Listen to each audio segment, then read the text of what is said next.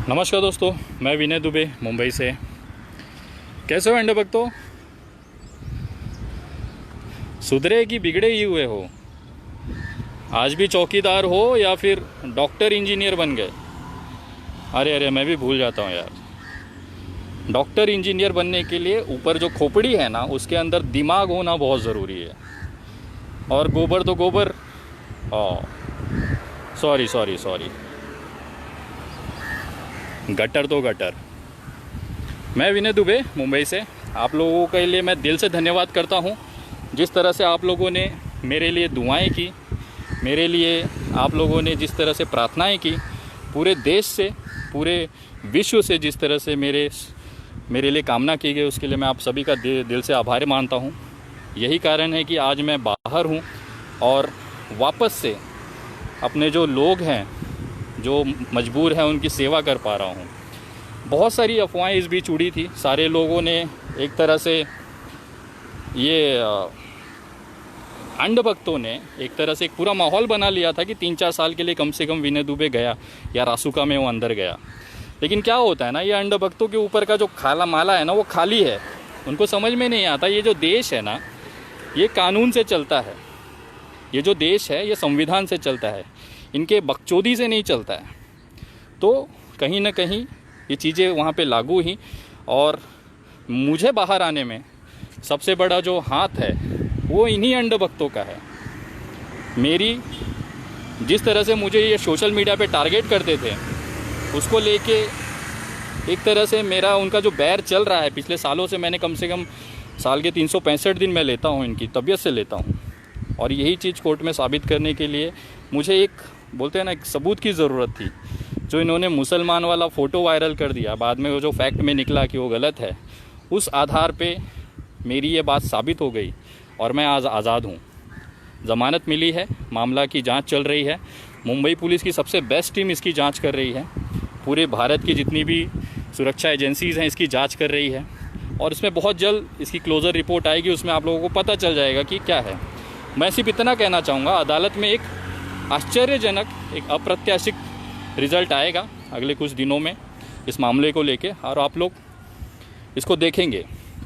दूसरा, जिस तरह से ये चीज़ें चलाई जा रही थी कि वहाँ पे विनय दुबे के साथ मारपीट हुई, पुलिस ने बहुत सुझाया, उनको कहना चाहता हूँ कि ये मुंबई पुलिस है। ये एक इतनी बेहतरीन स्टाफ है, पुलिस होती है, जो मानवीयता के आधार पे काम करती है, जो एक, बोलते हैं ना, इंसानियत के हिसाब से काम करती है। और ये जो बोलते हैं ना कि 2 कौड़ी के जो अंधभक्त हैं ना, उनके लिए ये सारी चीज़ें कॉमन हैं। लेकिन फिर भी कहीं ना कहीं जिस तरह से वहाँ पे मेरे साथ सलूक किया गया, वो एकदम बेहतरीन था। और मुझे धन्य हूँ कि मुझे ऐसी पुलिस टीम के साथ में जांच करने का, मेरी जांच होने का मौका मिला है, जो महाराष्ट्र में, मुंबई में सबसे बेहतरीन अधिकारी हैं। और मुझे पता है उनकी जांच में कल को भविष्य में जो भी चीज़ें आएंगी, मुझे भी अपनी बात रखने का मौका मिलेगा। उस समय अदालत की तरफ से एक बेहतरीन फ़ैसला आएगा और ये आप सबके सामने होगा। मैं ये लाइव आने का कारण था कि मैं आपको बताना चाहता हूँ कि मेरे सारे फेसबुक अकाउंट डिलीट्स कर दिए गए हैं सरकार की तरफ से। एक मैंने नया पेज बनाया है जो कि द विनय दुबे के नाम से है, जिस पे मैं लाइव हूँ फ़िलहाल में। आप उस पर जुड़ें और जिस तरह से आप लोगों ने पूरे देश से प्यार और स्नेह दिया था, वैसा ही प्यार और स्नेह इस पेज पे आप जुड़ के आप लोगों तक मेरी बात पहुंचाएं। सबसे इम्पोर्टेंट बात ये थी, जिस तरह से माहौल बनाया गया, टीवी डिबेट चलाए गए, कहीं ना कहीं मुझे एक चीज़ का गर्व है कि शायद मेरे जेल जाने के बाद, जिस दिन मैं जेल गया उसके तुरंत बाद, पूरे देश में मज़दूरों को जो भुखमरी थी, मज़दूरों को लेके जो एक, बोलते हैं ना कि अनदेखापन था, वो लोगों की नज़र में आया। और पुलिस ने ये माना है कि मैं एकमात्र ऐसा व्यक्ति हूँ पूरे भारत में जिन्होंने मज़दूरों को लेके इस तरह का मूवमेंट, इस तरह की बयानबाजी, इस तरह की उनकी आवाज़ उठाने का जो मैंने प्रयास किया, जिसका रिज़ल्ट था कि मुझे जेल हुई। उसके बाद कहीं ना कहीं इन मज़दूरों को, महाराष्ट्र हो चाहे दूसरे राज्य हों, उनको रोज़ भोजन और राशन मिलना शुरू हो गया। तो कहीं ना कहीं मुझे एक संतुष्टि थी कि भले मैं जेल हूँ, लेकिन उसकी वजह से आज मेरे लाखों, हज़ारों जो मज़दूर भाई हैं, उनके पेट में 2 वक्त का निवाला जा रहा है।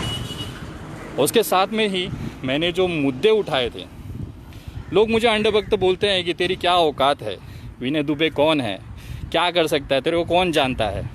तो मैं बताना चाहता हूँ कि विनय दुबे वो व्यक्ति है जिसके नाम के लिए पूरे भारत की सभी भाषाओं में 24-24 घंटे लगातार 3-3, 4-4 दिनों तक न्यूज़ चली है।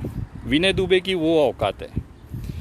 सोशल मीडिया पे लगातार 3 दिनों तक ट्रेंड हुआ हूँ, ट्विटर वगैरह पे टॉप ट्रेंडिंग में मैं रहा हूँ। विनय दुबे की औकात वो है। लगभग जिस तरह से पूरे देश के मज़दूरों में एक जो उम्मीद जगी, वो संख्या लाखों में है, करोड़ों में है। चाहे वो गुजरात का हो, चाहे महाराष्ट्र में हो, चाहे उत्तर प्रदेश में हो, चाहे साउथ में फंसा हुआ एक मज़दूर हो, उसको एक आस जगी कि विनय दुबे नाम का लड़के ने हमारे लिए आवाज़ उठाई, हमारे लिए जेल गया। और उसके बाद जो उनकी जो दुआएं चालू हुई हैं मेरे लिए, पूरे देश से लाखों की संख्या में व्हाट्सएप मैसेजेस आए, लाखों की संख्या में, और सभी ने दुआएं की कि आप सुरक्षित बाहर आ जाएं। आपने उन गरीब मज़दूरों की आवाज़ उठाई है जिसको कोई नहीं देख रहा था। आज शायद आपकी वजह से उनको निवाले मिल रहे हैं, उनके पेट में भोजन जा रहा है। और ये सबसे बड़ी एक संतोषजनक बात थी मेरे लिए। और ये मेरे लिए एक अच्छी चीज़ थी कि मेरे जेल जाने के 5 दिन के अंदर अंदर केंद्र सरकार, इतनी ताकतवर सरकार, उसको ये बात मानना पड़ा कि हमें मज़दूरों के लिए काम करना पड़ेगा, मज़दूरों को अपने परिवार के बीच, अपने लोगों के बीच पहुंचाना पड़ेगा।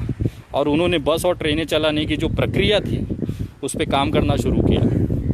और आज नतीजा ये है कि 13 दिन बाद जब मैं जेल से छूटा 28 तारीख को, और उसके बाद से ट्रेनें चालू हो गई, लोग श्रमिक एक्सप्रेस के नाम से लोग अपने अपने घर जा रहे हैं। लेकिन एक दुखद पहलू ये भी है कि जिन मज़दूरों ने देश के अर्थव्यवस्था को एक नंबर बनाया, आज उन्हीं मज़दूरों से पैसे लिए जा रहे हैं। टिकटों के नाम पे 700 रुपये का चार्जेस लिया जा रहा है, जो बहुत ही दुखद है।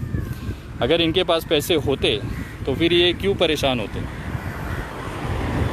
700 रुपये का टिकट एक मज़दूर से, वो भी इस परिस्थिति में जब भुखमरी, लॉकडाउन की वजह से उनके पास खाने के पैसे नहीं हैं। ये एक सरकार का अमानवीय चेहरा है। और इस पर मैं बोलता रहूँगा, क्योंकि जो चीज़ें गलत हैं वो हमेशा मेरे तरफ से उसका विरोध होता रहेगा। जेल वगैरह, मुझे एक चीज़ याद आ रही है, वहाँ पे एक पुलिस अधिकारी थे, उन्होंने कहा मुझे कि विनय तू परेशान मत हो, ये जो पिंजरा होता है ना, पिंजरा, जेल जो होती है ना, जेल, ये शेरों के लिए होती है। कभी तूने देखा है क्या कुत्तों को पिंजरे में रखते हुए? तो कहीं ना कहीं वो हिम्मत मुझे मिलती थी कि शायद मैंने, और ये लगभग सभी को पता था कि मैं कोई गलत काम करके नहीं आया हूँ जेल में। मैंने उन मज़दूरों की आवाज़ उठाई, खास करके उन उत्तर भारतीय लोगों की आवाज़ उठाई जिनका कोई पूछने वाला नहीं था। और आज उसी का फल है कि आज वो अपने ट्रेनों में बैठ के घर जा रहे हैं, और एक उनके चेहरे पे जो मुस्कान है, उसमें जो एक आशीर्वाद निकलता है, वो विनय दुबे के पास पहुंच रहा है। और कहीं ना कहीं बहुत सारे मैसेजेस आए कि विनय जी, अगर आप जेल नहीं गए होते तो शायद आज जो सरकारें ये बस और ट्रेन के बारे में बात कर रही है, तो शायद ये नहीं हो पाता। मेरी कुर्बानी बेकार नहीं गई, इसका मुझे एक संतुष्टि है। और मुझे एक गर्व है इस चीज़ का कि मेरे जेल जाने की वजह से आज लाखों की संख्या में, आज करोड़ों की संख्या में जो परिवार एक दूसरे से बिछड़े हुए हैं, एक पिता अपने बच्चों से बिछड़ा हुआ है, एक बाप अपने माँ बाप से बिछड़ा हुआ है, पिता अपने पुत्र से बिछड़ा हुआ है, अपने परिवार से बिछड़ा हुआ है, अगले कुछ दिनों में वो अपने परिवार के बीच होगा। और ये मेरे लिए सबसे बड़ी संतुष्टि की बात है। लेकिन अंधभक्तों के नसीब में ना खुशी है ही नहीं। जब से ये 2014 से सरकार आई है, बेचारे हमेशा रोते हैं। 365 दिन मैं लेता हूँ अंधभक्तों की, तबीयत से लेता हूँ, और मैं उसी के लिए कुख्यात हूँ, विख्यात नहीं बोल सकते, कुख्यात हूँ कि मैं तबीयत से अंधभक्तों की लेता हूँ। मेरे जेल जाने के बाद 13 दिन तक ये अंधभक्त तांडव मचाते रहे अपने हिसाब से, लेकिन कुछ बिगाड़ नहीं पाए। मेरे को एक ही तसल्ली नहीं, इतनी करोड़ों की संख्या में अंधभक्त हैं, उसके बावजूद भी ये कुछ कर क्यों नहीं पाए। ये जिस तरह से मुहिम चलाई थी कि मुझ पे गंभीर धाराएं हैं, वाकई गंभीर धाराएं थी मुझ पे ऐसी धाराएं थी कि जिसमें जमानत नहीं हो पाती थी। लेकिन मैंने ये साबित करने की कोशिश की कि मेरी ये जो बैर है, मेरी जो लड़ाई है, सोशल मीडिया पे गाली गलौज, माँ बहन की गाली गलौज करने वाले, महिलाओं को बलात्कार की धमकी देने वाले उन अंधभक्तों, केवल उन अंधभक्तों के साथ में है जो ये गाली गलौज करते हैं। बाकी मुझे किसी राजनीतिक दल या किसी पार्टी से मतलब नहीं है। और ये बात साबित करने के लिए मेरा सबसे बाहर आने का जो जमानत होने का सबसे बड़ा कारण था कि ये मैं प्रूफ नहीं कर पा रहा था। और अचानक से मुझे पता था, मैंने अपने एडवोकेट को कह रखा था कि भाई आप शांति से बैठो, ये अंधभक्त हैं और ज़रूर गलती करेंगे, और उस गलती का वेट करो, ये गलती करेंगे और उसके बाद मैं ज़मानत मिल जाएगी मुझे। और इन्होंने वाकई वो गलती कर दी। इन्होंने जिस तरह से मुसलमान बता के मेरा फ़ोटो वायरल कर दिया और ये चीज़ साबित हो गई। 2000 साल पुराना मैंने दस्तावेज कोर्ट में वहाँ पे हाजिर किया, सारे दस्तावेज मेरे देखे गए, जिसमें कि पता चला कि मैं कितने ही सदियों से, पीढ़ियों से एक हिंदू हूँ। और ये चीज़ वहाँ पे क्रैश हो गई और वहाँ पे ये चीज़ निकल के आई कि ये पर्सनली टारगेट किया जाता है। जिस तरह से उसको लेके मेरी बात साबित हो गई कि अंधभक्त जो मुझे पर्सनल मेरी फैमिली को अटैक करते हैं, टारगेट करते हैं, उसी का नतीजा है कि मैं अंधभक्तों की तबीयत से लेता हूँ। और ये चीज़ वहाँ पे प्रूफ होने के बाद मेरा केस हल्का हो गया और उसके बाद मैं बाहर हूँ आज। और मैं उनके लिए भी धन्यवाद करना चाहूँगा। अगर आप लोगों ने ये मुसलमान वाला कॉन्सेप्ट नहीं चलाया होता तो शायद मेरी ज़मानत नहीं हो पाती, मैं लगातार 2 साल 3 साल तक जेल में रहता था। लेकिन ये आप अंधभक्तों की मेहनत है जो इस तरह से वायरल किया और उसका फ़ायदा मुझे मिला। इसके लिए मैं आप अंधभक्तों का भी धन्यवाद करना चाहता हूँ कि आप लोगों की वजह से आज मैं खुली हवा में सांस ले पा रहा हूँ। और जिस तरह से मीडिया में चलाया गया, ख़ास करके सुधीर चौधरी जी न्यूज़ वाले भाई साहब, मुझे लगा था कि मैंने जो आपको पिछली बार बरनौल का जो ट्यूब दिया था ना, उससे आपकी जलन कम हुई होगी। और आज देखिए आप फिर से मेरा जो नाम ले लेके आपने जिस तरह से देशद्रोही तक घोषित करने की कोशिश की। देखो देश का दुर्भाग्य क्या है। देश का दुर्भाग्य ऐसा है कि एक हफ्ता मांगने वाला व्यक्ति, 100 करोड़ की घूस मांगने वाला व्यक्ति, तिहाड़ में जाके घूसखोरी के नाम पे जेल जाने वाला सुधीर चौधरी तिहाड़ी, वो दूसरे को देशद्रोही का सर्टिफिकेट बांट रहा है। अरे सुधीर भाई, मैं आपके जैसे हफ्ता मांगने के इल्ज़ाम में जेल नहीं गया था। मैं आपके जैसे देश को बेचने का, पत्रकारिता के नाम पे देश को बेचने के लिए, पैसे मांगने के लिए जेल में नहीं गया था। मैं जेल में गया था क्योंकि मेरे मजदूर भाई भूखे थे। मैं जेल में गया था कि उनके घर पे राशन का एक दाना नहीं था। मैं जेल में गया क्योंकि मुझे उन मज़दूरों को भूखे मरते नहीं देखना था। यही फ़र्क है आप में, एक दलाल पत्रकार में और एक विनय दुबे में।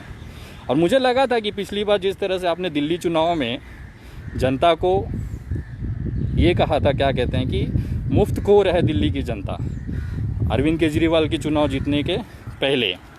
उसके बाद मैंने आपको बरनौल गिफ्ट किया था। मेरी वीडियो यूट्यूब पे है, जिसको चाहिए वो देख सकता है। मुझे लगा था आपकी जलन कम हो गई होगी, लेकिन ऐसा लग रहा है कि शायद मुझे बड़ी वाली ट्यूब भेजनी चाहिए थी। और टेंशन मत लीजिए, बिंदास टेंशन मत लीजिए, अगले कुछ दिनों में कुरियर करने की कोशिश करता हूँ। आपको एक बड़ा वाला 1 किलो का बरनौल भेजता हूँ। लगाओ सुधीर भाई, आपको आराम मिलेगा। और विनय दुबे ऐसे ही लेता रहेगा, जहाँ पे भी गलत होगा वहाँ पे विनय दुबे आवाज़ उठाता रहेगा। और तुम जैसे लोग ना तो देशद्रोही का शब्द ही मत बोलो रे। तुमसे जैसा बिकाऊ देश को बेचने वाला इस देश में नहीं मिलेगा। तिहाड़ जाओ तुम, 100 करोड़ की घूस मांगो तुम, और देशद्रोही मैं। मजदूरों की आवाज़ उठाना देशद्रोह है। अगर मजदूरों की आवाज़ उठाना देशद्रोही है तो मैं हूँ। अगर किसी को भूखे को पेट को राशन दिलाना देशद्रोही है तो मैं हूँ। मैंने यूट्यूब पे बहुत सारी वीडियोस देखी कि बहुत सारे मजदूरों ने जगह जगह वीडियो बना के पोस्ट किया, डाला कि आज उत्तर भारत के, खास करके उत्तर प्रदेश, बिहार और पश्चिम बंगाल के मजदूरों ने, कि कोई तो है विनय दुबे करके जो हमारे परिवार के लिए, हमारे लोगों के लिए वहाँ पे खड़ा है। महाराष्ट्र में, मुंबई में लॉकडाउन जैसी परिस्थिति में पूरे देश में भूचाल ला के छोड़ा है। तब कहीं जाके सरकारें जागी हैं, तब कहीं जाके ये ट्रेनें और बस चलाने की बात शुरू हुई है। नहीं तो ये लोग यहीं भूखे मर जाते हैं। और मुझे समझ में नहीं आ रहा, मेरे जो मराठी भाई हैं, जो मेरे करीबी लोग थे, मतलब करीबी नहीं कह सकते बट एक जानकार थे, वो लोग इस तरह से ट्रीट कर रहे थे। मुझे थोड़ा सा चकित लगा। मुझे एक बात बताइए, वो लोग महाराष्ट्र के संकट में भागने वाले लोग नहीं हैं। वो यहीं पे मजदूरी करते थे, महाराष्ट्र को 1 नंबर बनाने में उन्होंने काम किया। वो कभी भी, कोई भी भागना नहीं चाहता है। लेकिन जब बात परिवार की, जब बात भूखे पेट की होती है ना, तो सबको अपना गांव समझ में आता है, जाना चाहते हैं। महाराष्ट्र से बहुत सी परिवार कोंकण, अलग अलग ज़िलों में गए क्योंकि उनका परिवार वहाँ पे था। वही इंसानियत, वही परिवार की जो माया है, जो प्रेम है, वो सबके अंदर होती है। जो लोग 2-2 हज़ार किलोमीटर दूर आके फंसे हैं, अटके हैं, ये उनके लिए ज़रूरी था कि उनके परिवार के बीच वो जाएँ। भले वहाँ पे उनके साथ जो हो जाए लेकिन चलेगा, लेकिन वो जाना चाहते थे। और ये मेरा आंदोलन नहीं था कोई, या मैंने उनको नहीं भड़काया था। ये मज़दूरों के दिल की आवाज़ थी, वो अपने परिवार के बीच जाना चाहते थे, जिसके लिए उन्होंने आवाज़ उठाया और वो गए भी। आज अगर ये महाराष्ट्र से जा रहे हैं या जिस तरह से वो अपने परिवार के बीच पहुंच रहे हैं, तो कहीं ना कहीं उससे महाराष्ट्र पे जो लोड है वो कमी होगा। जो स्वास्थ्य सुविधाएं हैं या जो भोजन की प्रणाली है, राशन प्रणाली है, उसका कहीं ना कहीं महाराष्ट्र पे जो लोड है वो बैलेंस होगा। इनको राशन चाहिए होता तो ये आंदोलन ही नहीं करते थे। इनको अपना परिवार चाहिए होता है, और परिवार सबको चाहिए होता है। मुंबई से कितने ही मराठी फैमिली, मराठी लोग, मेरे मराठी भाई अपने अपने गांव, अपने परिवारों के बीच चले गए। उसका कारण यही था, परिवार ज़रूरी होता है। संकट के समय में उनका ध्यान रखने वाला कोई नहीं है। पत्नी बच्चे गांव में है, पति यहाँ पे है, किस तरह से रहता होगा आप समझिए चीज़ों को। तो ये सारी चीज़ें थी जिसको लेके ये आवाज़ था। ये कोई महाराष्ट्र के संकट से भागने वाले लोग नहीं हैं, ना वो भागना चाहते थे। अगर उनकी व्यवस्था यहाँ पे है, उनको परिवार की ज़रूरत थी, इसकी वजह से उन्होंने ये आवाज़ उठाई और उन्होंने ये आंदोलन किया। और उसकी वजह से आज इस आंदोलन का जो चेहरा बनाया गया है मुझे, वो चीज़ मैं आज उस चीज़ को देख रहा हूँ, झेल रहा हूँ, और आगे भी जब भी गलत होगा उसकी आवाज़ मैं उठाते रहूँगा। जिस तरह से मुझे राजनीतिक शिकार कराया गया कि मेरा राजनीतिक दलों से संबंध है, मेरे नेताओं से संबंध है, तो मैं आज आप लोगों को बताना चाहता हूं कि मेरे व्यक्तिगत संबंध लगभग सभी पार्टियों से हैं। भारतीय जनता पार्टी के भी वरिष्ठ जो नेतृत्व है उनसे भी मेरे अच्छे संबंध है। शायद ही कोई पार्टी होगी जिसमें मेरे संबंध ना हो, लेकिन पार्टी से जुड़ना और एक संबंध होना, एक व्यक्तिगत पर्सनल रिलेशन होना और संबंध होना, ये दो अलग चीज़ होती है। 2012 में मैंने चुनाव लड़े राष्ट्रवादी से, लेकिन उसके बाद रिज़ाइन करने के बाद उसके बाद राष्ट्रवादी कांग्रेस पार्टी से मेरे कोई संबंध नहीं रहे। हाँ, लेकिन व्यक्तिगत जुड़ाव हमेशा रहा है। मैं मनसे से भी जुड़ा रहा हूँ, व्यक्तिगत तौर पे राज साहब से जुड़ा रहा। राष्ट्रवादी के बहुत से नेताओं के साथ मेरे व्यक्तिगत संबंध थे, लेकिन जिस तरह से अनिल देशमुख जी को शिकार बनाया गया, गृह मंत्री जी को, वो मुझे लगता है कि वो गलत है। अनिल देशमुख जी जो गृह मंत्री हैं उनको मैं कभी ज़िंदगी में नहीं मिला हूँ। मेरे पिताजी एक ऑटो ड्राइवर हैं, जिन्होंने अपनी आजीवन की जो पूंजी बचा के रखी थी उसमें से 25,000 रुपये वो दान देना चाहते थे उस भूमि को, जिस भूमि पे उन्होंने पूरी ज़िंदगी दी है, जिनका जन्म इस भूमि पे, महाराष्ट्र की भूमि में हुआ है। और आज इस महाराष्ट्र की संकट की घड़ी में अगर वो व्यक्ति अगर महाराष्ट्र की लड़ाई में साथ देना चाहता है और उसके लिए उन्होंने ये सोचा कि मेरे पास कुछ पैसे हैं वो मैं देना चाहता हूँ महाराष्ट्र सरकार को, ताकि वो इस लड़ाई में लड़ सके मजबूती के साथ और इस बीमारी से जीत सके और महाराष्ट्र को सुरक्षित रख सकें। वो चेक देने में मंत्रालय गया था मेरे पिताजी के साथ में, और वहाँ पे एक कोइंसिडेंट था, कोई पहले से प्लान नहीं था। उस समय चेक लेने के लिए गृह मंत्री जी उपस्थित थे, हमने उनको चेक दिया, उन्होंने हमें धन्यवाद कहा, बस इतना सा ही रोल है। इसके अलावा ऐसी कोई नहीं है कि व्यक्तिगत संबंध है, ऐसा चीज़ है, ऐसा कुछ भी नहीं है। पर्सनल रिलेशन हमारे सबके अपने साथ हैं। मैं आज राजनीति, समाज नीति में हूँ, समाजकारण में हूँ, तो ये पॉलिटिकली लोगों से मिलना, उनसे काम करना, ये सारी चीज़ें ज़रूरी होती हैं और करना पड़ता है। बट इसका मतलब ये नहीं है कि मैं इस पार्टी से हूँ, मैं इस पार्टी से जुड़ा हूँ, उसका सदस्य हूँ, ऐसी कोई चीज़ें नहीं थी। और मुझे गर्व है कि कम से कम अंधभक्तों के बापों के जैसे, अंधभक्तों के पिताजियों के जैसे मेरे पिताजी नहीं हैं। मेरे पिताजी भले पूरी ज़िंदगी उन्होंने ऑटो चलाया, लेकिन कम से कम महाराष्ट्र में जब संकट आया, महाराष्ट्र में जब सबसे ज़रूरी, जब ज़रूरत पड़ी, तो उन्होंने अपनी आजीवन आगे के भविष्य के लिए जो पैसे संभाल के रखे थे उसमें से कुछ पैसे महाराष्ट्र की लड़ाई में दान दिया। मैं अंधभक्तों से पूछना चाहता हूँ, तुम्हारे कितने बापों ने कितना पैसा दिया और तुम्हारे क्या योगदान रहा है कोरोना रोकने में, उस पर चर्चा नहीं करोगे।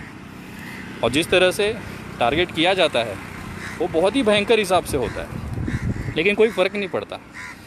जिस तरह से मैंने आज तक ली है अंधभक्तों की, वैसे आगे भी लेता रहूँगा। ये वीडियो बनाने का मेरा कारण यही था कि कुछ चीज़ें जो थी आपको जानना ज़रूरी थी। मैं हिंदू हूँ, मुझे गर्व है इस चीज़ का। मेरे 200 साल 300 साल पुराना जो इतिहास, उससे पहले का जो मेरा हिंदू धर्म का इतिहास रहा है, उस पर मैं कट्टर हूँ और आगे भी रहूँगा। हिंदू का मतलब भारतीय जनता पार्टी का गुलाम होना ये ज़रूरी नहीं है। मैं हिंदू हूँ, उस चीज़ का मुझे गर्व है, और किसी भी भड़वे अंधभक्त से ना मुझे सर्टिफिकेट लेने की ज़रूरत नहीं है। मैं हिंदू हूँ, मुसलमान हूँ, मैं कोर्ट में ऑलरेडी साबित कर चुका हूँ। और जितने भी मीडिया चैनल, मैं इसी के लिए इतना दिन समय लिया, मुझे वो एविडेंसेस जमा करने थे ताकि भविष्य में उनको मैं मुंबई बुला सकूं। अपना मेहमान बना सकूं और सेवा कर सकूं। और सारी लिस्टिंग तैयार है। अगले ही कुछ दिनों में जैसे ही कोर्ट्स खुलेंगी लॉकडाउन के बाद से मेरी प्रक्रिया शुरू हो जाएगी और बारी बारी सबकी जिस तरह से जिन्होंने जो बर्ताव किया है ना, उनको सूद समेत मैं वापस दूंगा। ये मेरा शब्द है।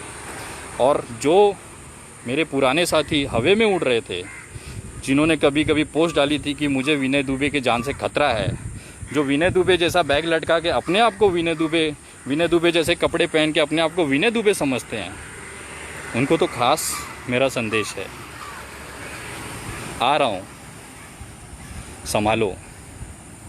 बस इतना सा संदेश था। आप मेरे सोशल मीडिया पेज से जुड़ें, द विनय दुबे करके, या आप @विनय दुबे इंडिया करके सर्च करेंगे तो द विनय दुबे करके आपको एक फेसबुक पेज मिलेगा जिसमें मेरा लाइव वीडियो रहेगा ये वाला। और इससे आप ऑथेंटिक समझिए कि ये मेरा खुद का अकाउंट है। बहुत सारे मेरे नाम के अकाउंट है, लेकिन आप लोग संभल के रहें। मेरा जो ओरिजिनल फेसबुक अकाउंट पेज मैंने बनाया है वो द विनय दुबे के नाम से है, आप सर्च करिएगा। ट्विटर पे आप मुझसे जुड़ सकते हैं। ट्विटर पे मुझे फॉलो करने के लिए @THE_विनय VINAY दुबे DUBEY @the_विनय दुबे, इस नाम से मेरा ट्विटर है, उस पर आप जुड़ सकते हैं। और आप लोगों का आशीर्वाद और साथ ऐसे ही रहे। और मैं उन तमाम लोगों को दिल से धन्यवाद करता हूं कि मेरे परिवार में इतनी मुश्किल घड़ी में जिन्होंने मेरा साथ दिया, जो मेरे परिवार के साथ खड़े रहे, मैं उनका दिल से धन्यवाद करता हूं। और आजीवन ऋणी रहूँगा आपके इस एहसान का। जिस तरह से भी चीज़ें गई हैं, मेरी पूरी एडवोकेट टीम, अरुण मिश्रा जी को मैं धन्यवाद करूँगा जिन्होंने दिन रात मेरे परिवार को, मेरे छोटे भाई का मैं धन्यवाद करता हूँ जिसने बहुत मेहनत किया मुझे इस चीज़ से बाहर निकालने के लिए। और मैं वेट करूँगा अदालत के फ़ैसले के लिए, जब हकीकत इस देश के सामने, इस दुनिया के सामने आएगी। और उसके बाद मैं सवाल पूछूंगा उन लोगों से जिन्होंने मेरे पीठ पीछे, मेरे अपने लोगों से जिन्होंने मेरे पीठ पीछे जिस तरह से बुराइयां की, जिस तरह से गालियां दी, एक एक गाली का हिसाब लेगा ये विनय दुबे। मैं कुछ चीज़ भूलता नहीं हूँ, बस समय का इंतज़ार करता हूँ। सही समय पर सही चीज़ ज़रूर करूँगा और ये मेरा शब्द है। और मैं उन तमाम मेरे मज़दूर भाइयों से कहूँगा, और ख़ास करके केंद्र सरकार से निवेदन करूँगा और उनको धन्यवाद करूँगा, केंद्र सरकार जी को, माननीय प्रधानमंत्री जी को धन्यवाद करता हूँ कि आप लोगों ने मज़दूरों के लिए सोचा, ये उनको अपने घर पहुँचाने के लिए जो कदम उठाया, सराहनीय कदम उठाया, उसका मैं धन्यवाद करता हूँ, आभार मानता हूँ। और लेकिन एक छोटी जानकारी ये भी देना चाहता हूँ कि जो रेलवे चल रही हैं वो केंद्र सरकार के अधीन में है, उसमें राज्य सरकार का कोई रोल नहीं होता है। तो जो टिकटें वगैरह की जो खरीदी होती है, जो पैसे लिए जाते हैं, वो केंद्र सरकार की तरफ से लिए जा रहे हैं। तो उनको मैं निवेदन करूंगा कि ऑलरेडी ये मज़दूर बेचारे मजबूर हैं, इन पे इतनी तो दया करिए। 100-500 रुपये से कुछ फ़र्क नहीं पड़ जाएगा सर, इनको जाने दीजिए। अगर आप ले जा रहे हैं, जा ही रहे हैं लेके, तो कम से कम इन्हें निःशुल्क लेके जाएँ ताकि इन पे दबाव ना बने। और मैं आप लोगों की कर्म की, खास करके महाराष्ट्र सरकार का दिल से धन्यवाद करना चाहूँगा, जिस बेहतरीन तरीके से कोरोना से ये लड़ रहे हैं। शायद ही पूरे देश का कोई राज्य इतनी खूबसूरत तरीके से, इतनी मेहनत से लड़ रहा होगा। और मुझे आशा है जल्दी हम लोग कोरोना जैसी बीमारी से बाहर आ जाएंगे। मैं सभी लोगों से निवेदन करूँगा, अपने घरों में रहें, सुरक्षित रहें और अपने परिवार का ध्यान रखें। ये पल वापस नहीं आएगा, अपने परिवार के साथ उसे एंजॉय करें और अपना आशीर्वाद और प्यार मुझे इस तरह से रखें ताकि आगे भी जब भी गलत हो, विनय दुबे छाती चौड़ा करके वहाँ पे डंके की चोट पे खड़ा मिले। इतना आशीर्वाद, इतनी हिम्मत मुझे देते रहें। मेरे पेज से जुड़ें, अपनी बातें वहाँ पे रखें, मेरी बातें आप सुनें और देश को स्वर्णिम बनाने में मेहनत करें। जय हिंद, जय महाराष्ट्र।